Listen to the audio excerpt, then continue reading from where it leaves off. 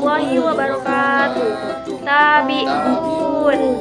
Perkenalkan, saya Bragi Wirakusuma dengan NPM 2013041016 dan juga bersama rekan-rekan saya yaitu saya Rifa Mufidah Asnawati dengan NPM 2013041008.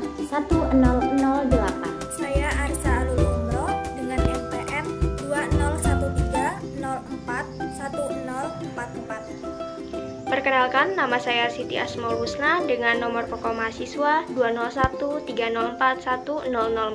Saya Salwa Yumna Soyu dengan NPM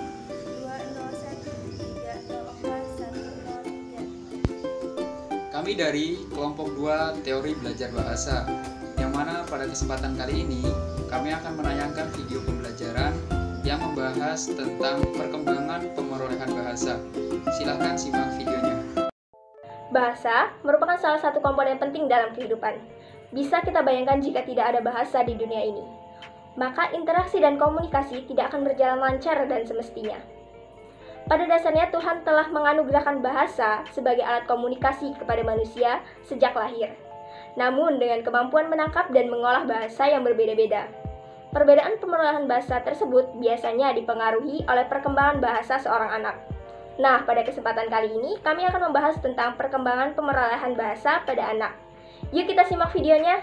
Sebelum kita membahas lebih lanjut mengenai perkembangan pemerolehan bahasa pada anak, kita harus tahu lebih dulu apa itu pemerolehan bahasa.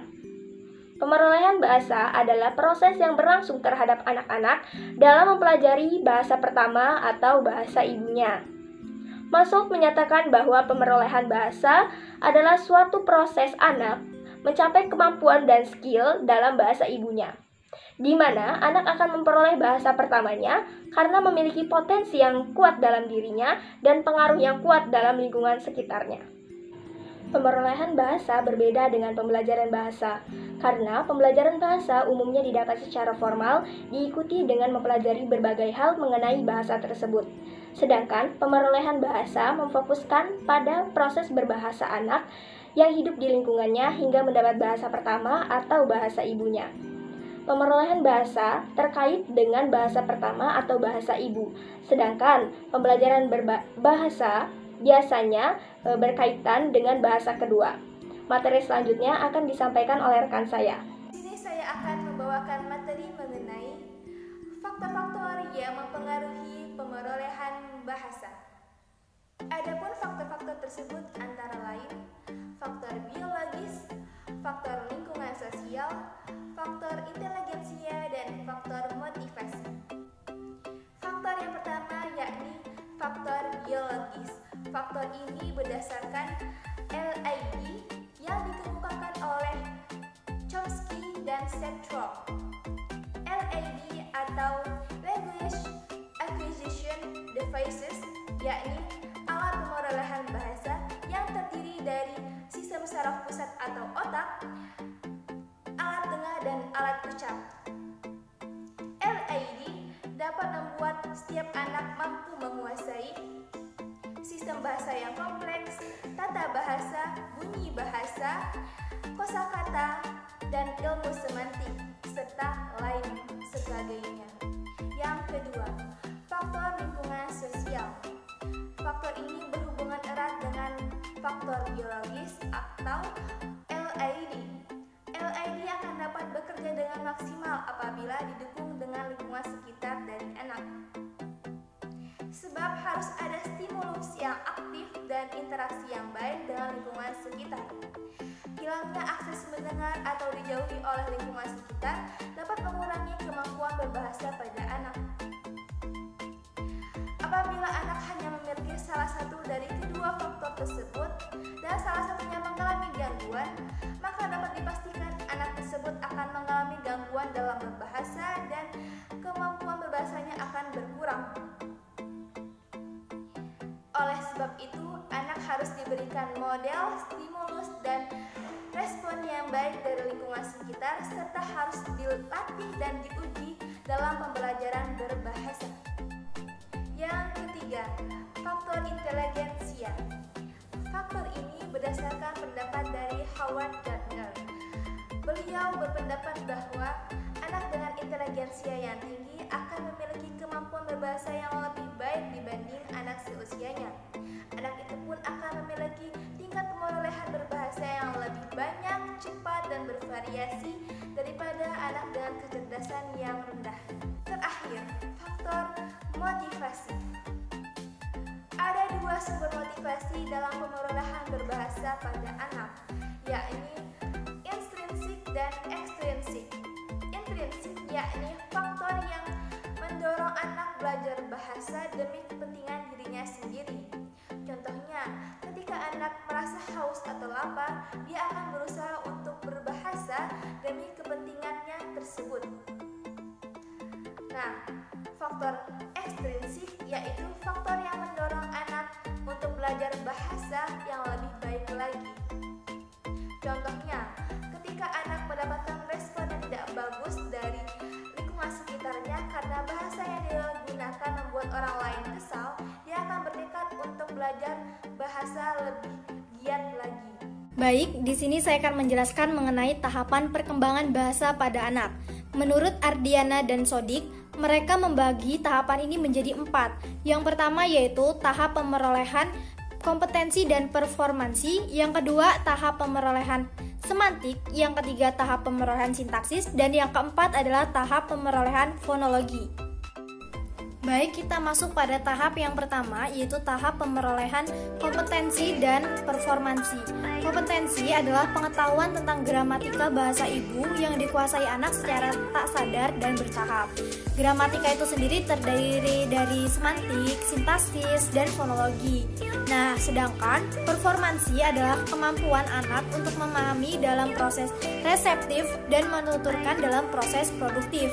Sehingga kompetensi inilah bahannya, dan performansi adalah alat yang menghubungkan bahan dengan perwujudan fonologi bahasa. Selanjutnya yang kedua yaitu tahap pemerolehan semantik. Pemerolehan sintaksis itu tergantung pada pemerolehan semantik. Struktur pertama yang diperoleh anak itu bukanlah sintaksis, melainkan makna atau yang kita sebut semantik. Sebelum mampu mengucapkan kata sama sekali, anak-anak itu mengumpulkan informasi tentang lingkungannya dan menyusun fitur semantik secara sederhana terhadap kata yang dikenalnya. Pemahaman makna merupakan dasar pengujaran tuturan. Salah satu bentuk awal yang dikuasai anak adalah nomina, terutama nomina yang akrab atau dekat dengan tempat tinggalnya. Selanjutnya adalah tahap pemerolehan sintaksis, yaitu kemampuan anak untuk mengungkapkan sesuatu dalam bentuk konstruksi atau susunan kalimat yang dimulai dari dua kata. Pemakaian dan pergantian kata tertentu pada posisi yang sama menunjukkan bahwa anak telah menguasai kelas kata dan mampu secara kreatif memvariasikan fungsinya. Contohnya adalah seperti anak-anak mengucapkan kata ayah datang. Kata tersebut dapat divariasikan menjadi ayah pergi atau ibu datang, seperti itu. Yang keempat adalah tahap pemerolehan fonologi. Dengan melebarnya rongga mulut anak pun akan lebih mudah menghasilkan bunyi bahasa yang diawali dengan pemerolehan bunyi-bunyi dasar, yaitu p, a, i, u, t, c, m, dan seterusnya. Pada usia 1 tahun, anak mulai mengisi bunyi tersebut dengan bunyi lainnya yang dipengaruhi oleh lingkungannya, kognitif, dan alat ucapnya. Misalnya, p dikombinasikan dengan a menjadi pa, dan me dikombinasikan dengan a menjadi ma, seperti papa dan mama. Kalau tadi kita membahas mengenai 4 tahap menurut Ardiana dan Sodik, maka sekarang kita akan membahas 4 tahap menurut Arifudin. Arifudin sendiri membagi menjadi 4 tahap. Yang pertama, tahap praujaran, yang kedua tahap 1 kata, yang ketiga tahap 2 kata, dan yang keempat adalah tahapan penggabungan. Pada tahap praujaran dibagi lagi menjadi 4. Yang pertama, pada usia 0-2 bulan, anak hanya mengeluarkan bunyi-bunyi refleksif untuk menyatakan rasa lapar, sakit, atau ketidaknyamanannya, seperti menangis. Yang kedua, pada usia 2-5 bulan, anak mulai mengeluarkan bunyi vokal yang bercampur dengan bunyi-bunyi yang mirip konsonan dan biasanya muncul sebagai respon terhadap senyum atau ucapan ibunya ataupun orang lain. Selanjutnya, pada usia 4-7 bulan, anak mulai mengeluarkan bunyi agak utuh dengan durasi yang lebih lama dan mirip bunyi konsonan atau vokal yang bervariasi. Dan selanjutnya, pada usia 6-12 bulan, anak mulai berceloteh dengan menggunakan konsonan dan vokal yang sama, seperti ba, ba, ba, ma, dan da. Tahap kedua yaitu tahap satu kata. Tahap ini berlangsung pada usia 12-18 bulan. Pada masa ini, anak menggunakan satu kata yang memiliki arti yang mewakili keseluruhan idenya, sehingga disebut juga sebagai tahap holofrasis, di mana anak mulai bisa mengucapkan benda dan orang di sekitarnya, seperti mengucapkan mama, kakak, papa. Yang ketiga yaitu tahap dua kata, berlangsung pada usia 18-24 bulan. Pada masa ini, kosakata dan gramatika anak berkembang dengan cepat dan mulai menggunakan dua kata dalam berbicara. Tuturannya mulai bersifat telegrafik, yakni kata-kata yang dituturkan hanya yang penting, seperti kata benda, sifat, dan kata kerja. Yang terakhir yaitu tahap penggabungan kata. Tahap ini berlangsung pada usia 3-5 tahun atau ketika anak sudah bersekolah.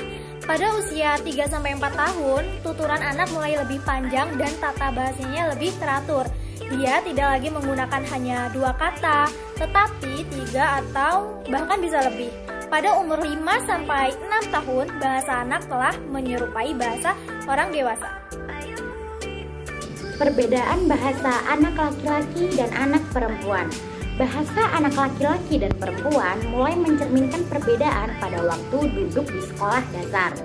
Perbedaan bahasa anak laki-laki dan anak perempuan dapat dilihat dari penggunaan kosakata dan gaya bercerita yang digunakan. Pada umumnya, perbedaan kosakata yang digunakan oleh anak laki-laki dan perempuan terdapat pada pilihan katanya. Anak perempuan cenderung menggunakan kata-kata yang lebih sopan dan menghindari bahasa yang berisi umpatan dalam percakapan. Misalnya seperti terima kasih, selamat jalan, silahkan, dan sebagainya.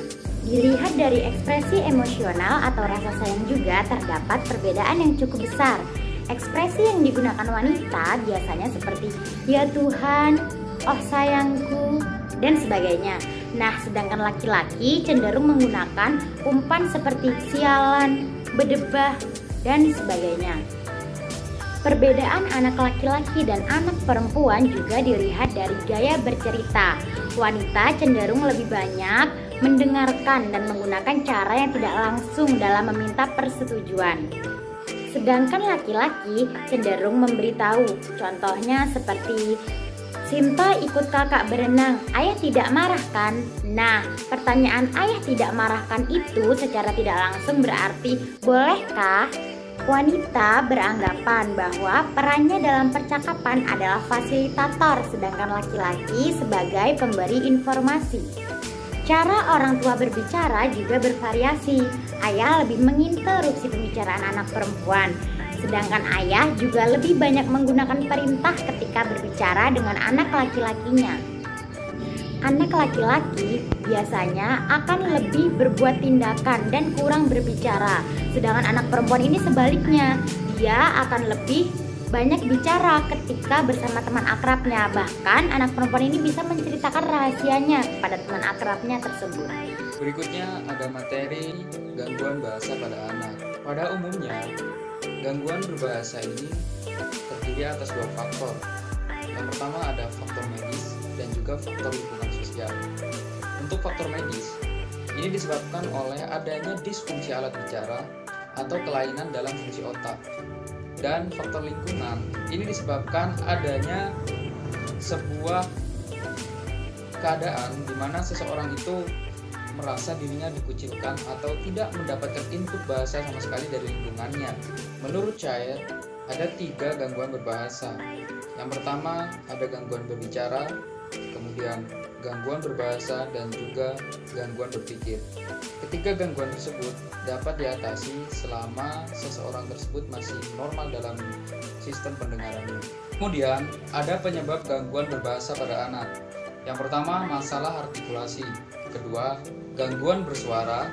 Ketiga, masalah kefasihan. Keempat, keterlambatan dalam berbicara yang dapat dipicu faktor lingkungan, gangguan pendengaran, serta gangguan pertumbuhan. Kelima, kesulitan belajar. Keenam, kelumpuhan pada otak. Dan yang terakhir, keterbelakangan mental. Demikian video pembelajaran yang telah kami tayangkan, dan semoga apa yang sudah kami sampaikan dapat memberikan manfaat bagi kita semua. Wassalamualaikum warahmatullahi wabarakatuh.